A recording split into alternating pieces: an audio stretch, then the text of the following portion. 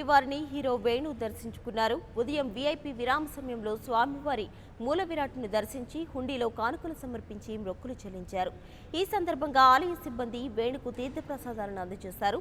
అనంతరం ఆలయం వెలుపల పలువురు వేణుతో ఫోటోలు తీసుకోవడానికి ఉత్సాహం చూపించారు.